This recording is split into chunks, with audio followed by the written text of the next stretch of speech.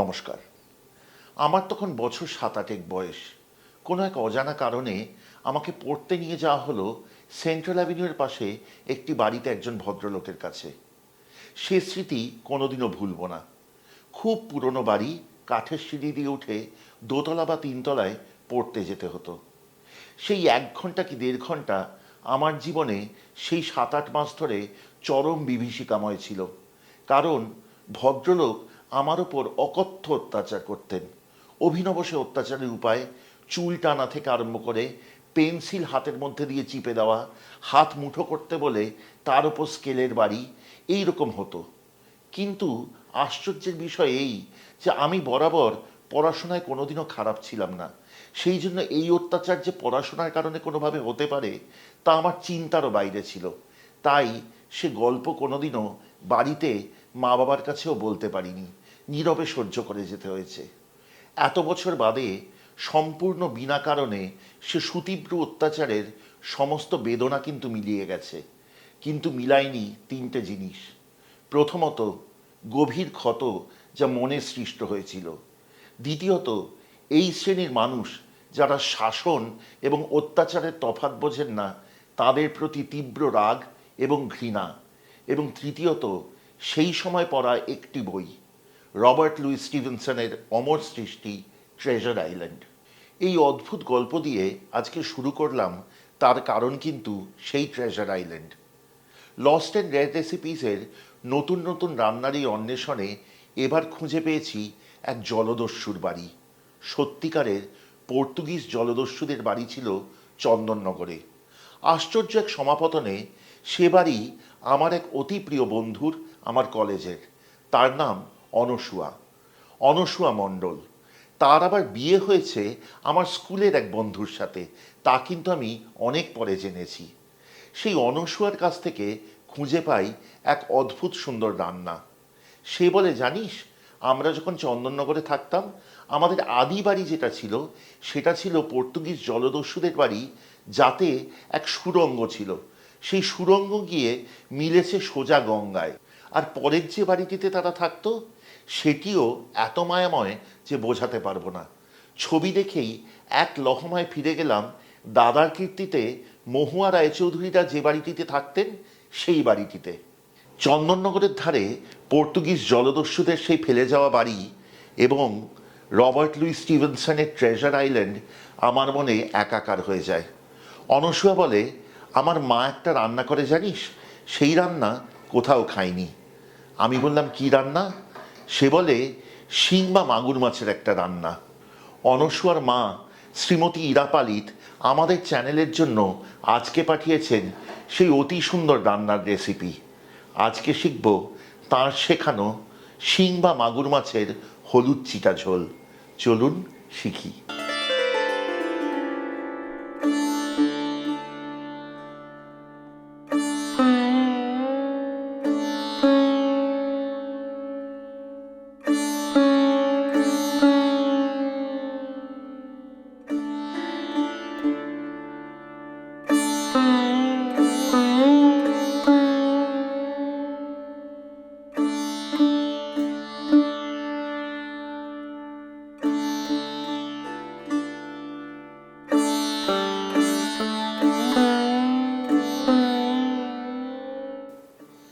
আগেই বলেছি, মাছের হলুদ চিটা ঝোল কিন্তু শিং মাছ বা মাগুর মাছ যেটা ইচ্ছা দিয়ে করতে পারেন।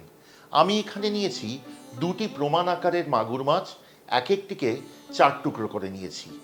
এছাড়া নিয়েছি একটি বড় আলু, মাছের মতো লম্বা করে ফালি করে নিয়েছি, ঠিক যেমনটি মাছের ঝোলে দেওয়া হয়।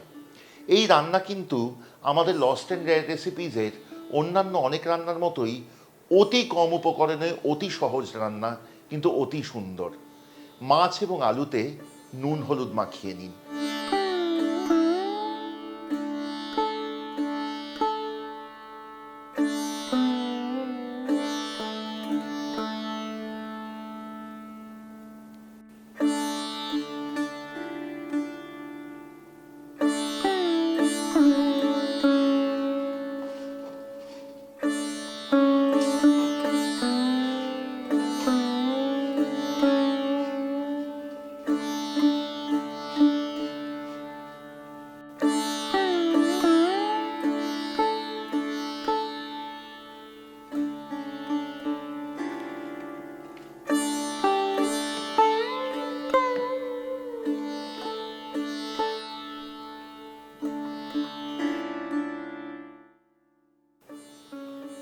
এবার কড়াই আঁচে বসান এবং ঢেলে দিন সর্ষের তেল।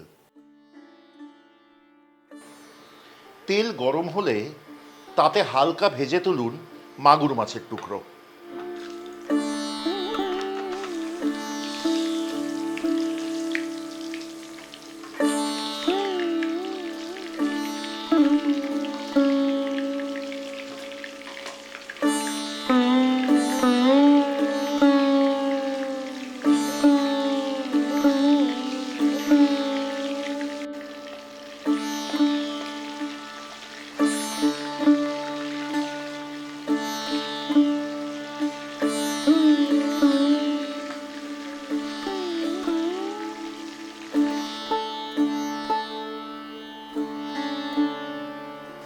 এবার সেই তেলেই ভেজে তুলুন আলু।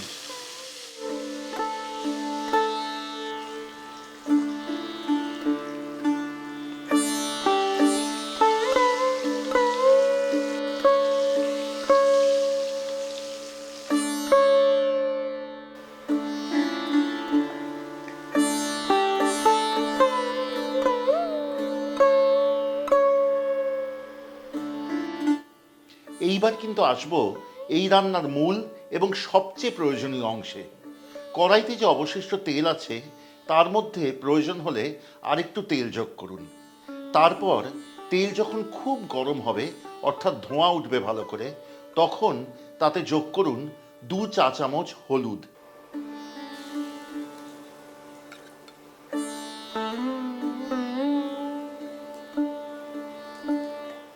দিয়ে খুব ভালো করে নাড়তে থাকুন ততক্ষণ যতক্ষণ না হলুদ কালচে রং ধারণ করে।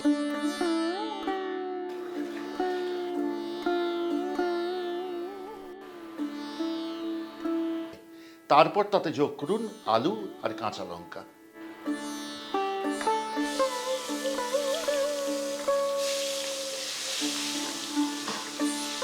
যেহেতু সোজা তেলে পড়ছে, তাই কাঁচা লঙ্কাগুলি এই পর্যায়ে দেওয়ার আগে মাথাগুলি একটু চিড়ে নেবেন।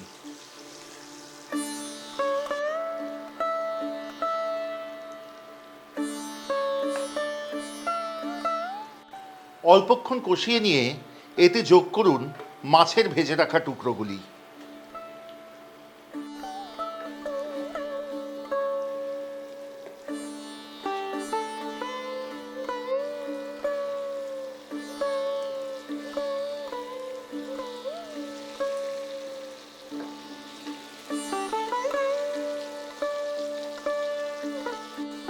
মাছ অল্পক্ষণ সাঁতলে নিয়ে তারপর রান্নায় যোগ করুন স্বাদ অনুযায়ী নুন এবং জল। জল দেওয়ার সময় খেয়াল রাখবেন এই মাছের নামই কিন্তু হলুদ চিটা ঝোল, তাই জন্য জল এমন পরিমাণে দিতে হবে যাতে কিনা জল মরে যায়, গামাখা হয় মাছ এবং সুসিদ্ধ হয় মাছ আর আলু।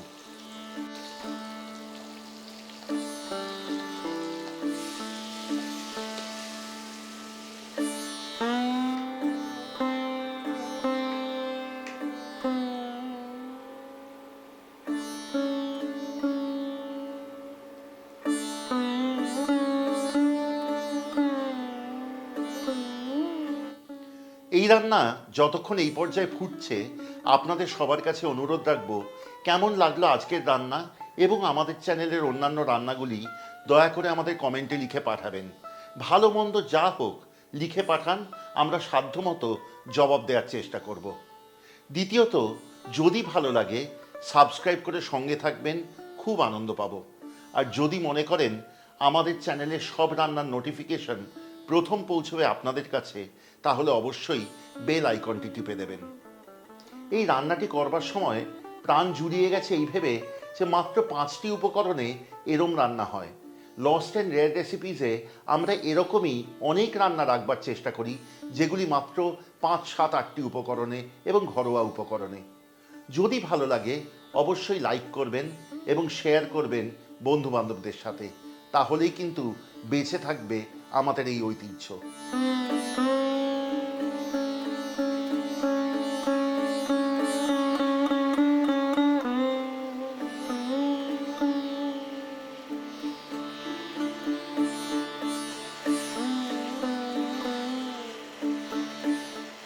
মাছ এবং আলু সুসিদ্ধ হয়েছে।